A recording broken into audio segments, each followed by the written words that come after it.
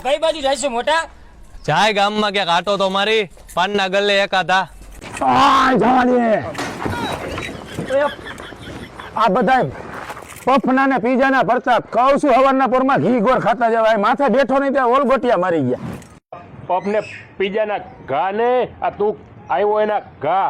ભાઈ આ આવવાનો હે તો હું ભાઈ નથી આવવાનો. આવો ત્રાસ તો આતંકવાદી નથી દેતા. તો આના ત્રાસથી મને એમ થયું કે આપઘાત કરી લઉં. ભાઈ તું આપઘાત કરી લઈશ તો અમારું શું થાય? તું મરી જાય વાંધો નથી, પણ આને પેલા ગામડે મોકલી દેજે એટલે અમારે સાચવવા માટે. ભાઈ અમારાથી સહન નહીં થાય. સાચો મોટા. હાલ હાલ ભાઈ જવા દે ને ભાઈ. ક્યાં? અરે હાલો તો ખરી મારી ભેગા, મારે તમને સપ્લાય દેવી છે. સપ્લાય શેની સપ્લાય? અરે ઓલું સપ્લાય. શું સપ્લાય? અરે ઓલું કોક આવતું હોય ને આપણને ખબર ન હોય ને અચાનક આવી જાય ને અંદર થી આમ રાજીપો થઈ જાય ને સપ્લાય ફૂલ સપ્લાય થઈ જાય ભાઈ. એમાં એને સરપ્રાઈઝ કહેવાય. એટલે હાઈ સપ્લાય સરપ્રાઈઝ. ભાઈ સપ્લાય શેની સરપ્રાઈઝ દેવી? સપ્લાય હે ભાઈ. તું હાલ ને ભાઈ હું તને સપ્લાય આપું. બસ સ્ટેન્ડ હાલ, બસ સ્ટેન્ડ હું તને સપ્લાય આપું. હા દી સરપ્રાઈઝ પછી એની સરપ્રાઈઝ દેવી છે. હું કહી દઉં તો એ કઈ થોડી સપ્લાય કહેવાય. સપ્લાય તો સપ્લાય હોય ને ભાઈ. મારા કલેજા આવ્યો તેદુનો સપ્લાય દેશ સરપ્રાઈઝ દેશ. હજી કઈ બાકી રહી જાય છે? હા છેલ્લી સપ્લાય છે. તું ઉતાર, સેલી બેલી નથી દેવી, નીચે ઉતાર. હાલ ને ભાઈ સપ્લાય છે. હા ભાઈ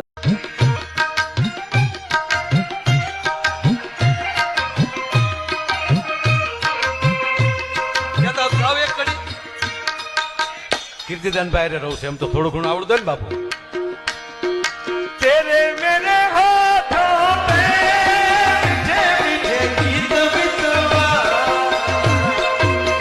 આ પેલો ફેરો આગે આગે ચલે હમ પીછે પીછે ગીત બીતવા. હજુ ઘણું મારા બાપ હજુ ખજૂરભાઈ અને કીર્તિબેન પટેલ ની અત્યારે લપ હાલે હે. ઈ બે માં આપણે કોને સપોર્ટ કરશું? લે આપણે મગફળી ઓણ મોડી થઈ હે, એ કઈને સપોર્ટ કરો કે ન કરો? અહીંયા સપોર્ટ કરજો કે લોટલા વિનાના રહેશો મારા કલેજાઓ.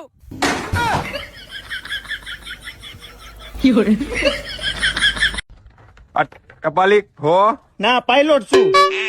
હમણાં અહીંયા ચોકમાં જ પ્લેન ઉતારીને આવ્યો. જોતા નથી આ કપડા ખબર નથી પડતી તમને કે ટપાલી શું? આ તો જો થેલામાં એકાદી ટપા લઈ છે અમારા રગાની ગામડેથી. નથી આવતી ભાઈ. ગામડામાંથી શહેરમાંથી જઈ નથી આવતી ટપાલું. હશે એકાદી જો ને અમારા રગાની કે રગાની બહુ યાદ આવે છે તો અમે એને ગામડે બસમાં બેહારી આવી. શું ઉભા હો, આ જમીન જવાનું હે? ભાઈ હું તો હાલીને આવતો તો તે મને ખેંચી અહીંયા લઈ આવ્યો.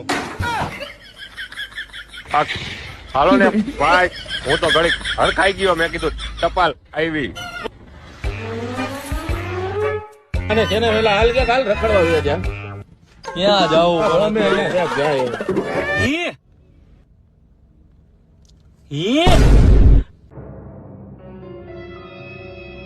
શરમ નથી થતી ગાયું માટે હાથ ઉપાડે છે. એક ધોકા ભેગી અડતો નહીં એટલે હું ખબર નથી પડતી. ગાય એટલે માં હોય એટલે રસ્તામાં નડતી હતી. કેમ રોડ કોઈના બાપનો હે તો બાંધીને રખાય ને ઘરમાં. એ ભાઈ ગાય એટલે માં કહેવાય. એમાં 33 કરોડ દેવતાનો વાસ હોય. હાથની હથેળીમાંથી ગાય રોટલો ખાઈ જાય ને તો માણસનું નસીબ ફરી જાય. રસ્તામાં હતી રોડમાં. પણ તો બાંધીને રખાય તો આપણે ઘરે રહેવાય ને ભાઈ.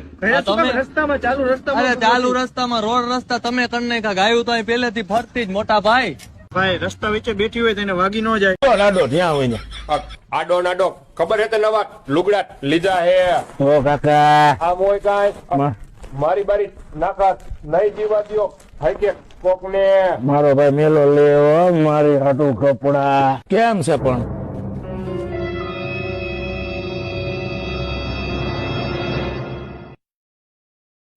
તો હું હવે છાપામાં દેવું હે કે રગાએ લુગડા બદલાવ્યા હે મહિને દીએ નાય? કારણ કે આમ તો મહિનો તો થયો, આ 11મો ભાગ હે એટલે 1 મહિના થયા નાયો નતો. હવે ભાઈ એ તો અહીંયા આવ્યું એટલે, બાકી ગામડે તો અમે દર બુધવારે નાઈ લે. બુધવારે કારખાનામાં રજા હોય ને હીરાના, તમે અંધા હારે નાય હવે. આ ફૂલ મોજ આવે ધુબાકા બુબાકા મારવાની. હાલ ને ભાઈ તને હવે હવારના પર હાલ ગામમાં ચક્કર બક્કર મારી હવે. મેલા હું થયો પણ મારો આમ આખો રેતો હોય તો જેમ તે જ્યાં ત્યાં ભરાઈ જાય. એમાં મારો વાક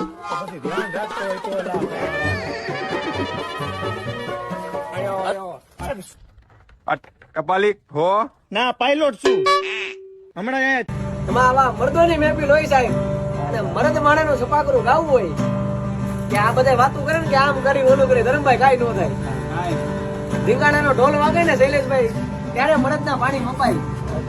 બાકી સરખા રીતના બડા પડતા હોય ભાઈ પણ જોવો તો આમ અડિયું ઠેકતો હોય એ મરદ ન કહેવાય સાહેબ. એટલે મરદ માટે બે શબ્દ લખ્યા છે કે મર્યા પછીનો માલકો બોલે ને ગાડા ભરે પણ જેનું જીવતા બાવડું ન જાય જલાય ઈ આ સિંહની જાત. જાત કમાણી કરીને ખાય ઈ આ સિંહની જાત પણ સાહેબ ભૂખો રે પણ ખડ ન ખાય ઈ આ સિંહની જાત. અને કુળ રીત જાતિ કરીને જો હાવજે ખડ ખાય કે કુળ રીત જાતિ કરીને જો હાવજે ખડ ખાય તો લાજે ઓલી સિંહણના દૂધડા એને ભવાનીએ મોટો થાય ભલા મને. હું હે ને વાડીએ જાઉં હું તમને એક આ ભાઈને ઉભા રાખાવ ને એક ઇન્ટરવ્યુ લઈ લેને આને કેમ કે આનો કોટ મને બહુ ગમી ગયો છે. આ તમે કોટ પહેર્યો કઈ કંપનીનો છે? ડીએનજી નો. એટલે આમાં કઈ ટાઈટ બાઈટ આવે કે નો આવે? ના ના ગમે એટલો મોંઘો કોટ લઈ લ્યો તો આ 3 વર્ષ પહેરો હજી જરાય ટાઈટ આવે ને ટાઈટ મારે આટા. વાહ ભાઈ વાહ. એટલે આમ જોયું મને એવું લાગ્યું ખરા કે આ સારો આવતો હશે. હાલો હાલો તા હાલો અમે લઈ લઈશું કદો ડીએનજી નો કોટ. અમરેલી જિલ્લાના ખાંભા તાલુકામાં આવેલ છે હનુમાનગાળા મંદિર. અહીંયા સુધી પહોંચવાનો રસ્તો તમને જીવનભર યાદ રહે એવો પ્રાકૃતિક અને આહલાદક છે. હનુમાનગાળા આશ્રમે પહોંચ્યા બાદ પગપાળા જંગલની અંદર ટ્રેકિંગ કરીને મંદિરે જવાનું હોય છે. કહેવાય છે કે આ જ જગ્યાએ હનુમાનજીએ મહાબલી ભીમનું અભિમાન ભાંગી અને પાંડવોને દર્શન આપ્યા હતા. આ જગ્યા અંદાજે 5000 વર્ષ જૂની હોવાનું મનાય છે.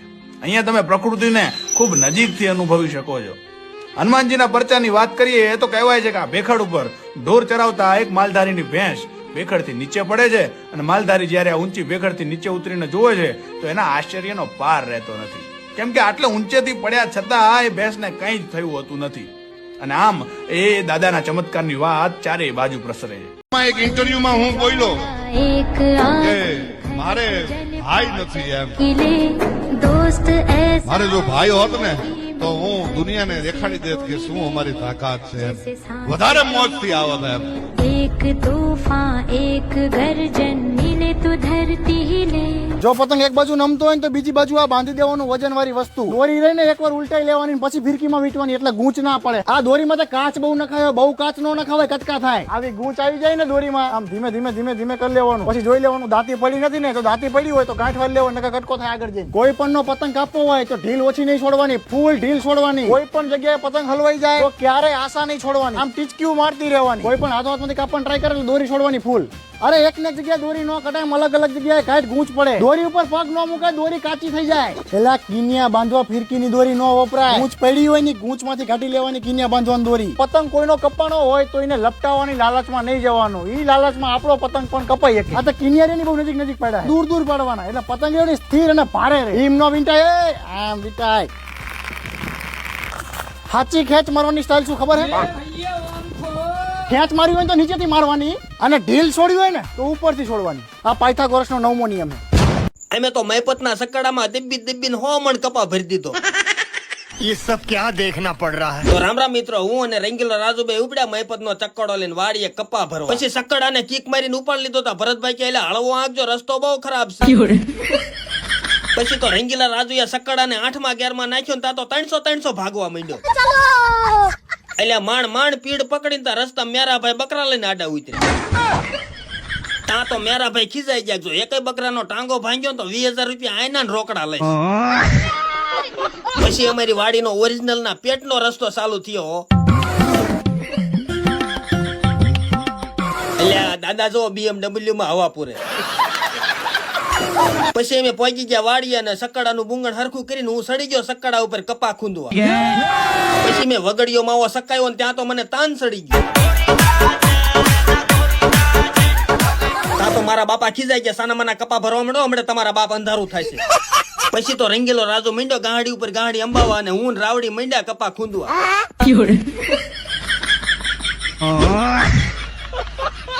એટલે આને વાય આવી જલ્દી કોઈક જોડું હું ગાડો. છેવટે મેં મહિપતભાઈ નો સકડો હબાવીને 100 મણ ભરી દીધો અને પછી ઉપડ્યો ઉભા માર્ગે. મેં કીધું આ ક્યાંક ઊંધો ન પડે તો સારું. साला पूरा जिंदगी मोह माया के पीछे भागते रहे लोग भूल जाते हैं सर कि कहाँ लेकर आए थे कहाँ लेकर जाओगे, मिट्टी से निकले थे मिट्टी में मिल जाओगे.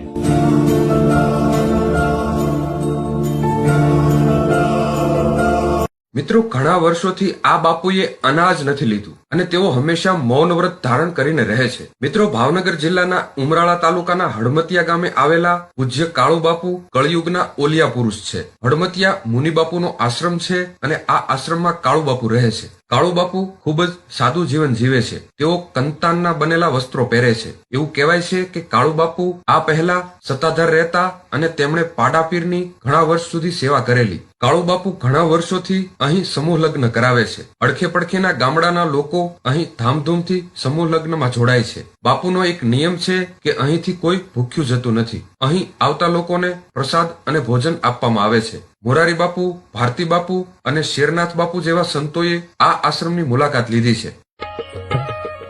સદગુરુ ચરણમાં મારે સદાજી દીવાડી. સદગુરુ ચરણમાં મારે સદાઈ દીવાડી. કદી એ નવ દેખી સંતો રે નયનદારી. કદી એ નવ દેખી સંતો રે. આપણા ઘરની વાતો જાણીને આખા મલકમાં જે જાહેર કરે એવાને વાત કરીને શું કરવા? આપણી પાસે આમ આપણો પોતાનો હોય એના જોડે બેઠો હોય ને આખા ઘરની ડિટેલ જાણીને બીજાને જઈને કે હવા દેણામ કરી ગયા. એને માણા કહેવાય? એ આપણો કહેવાય?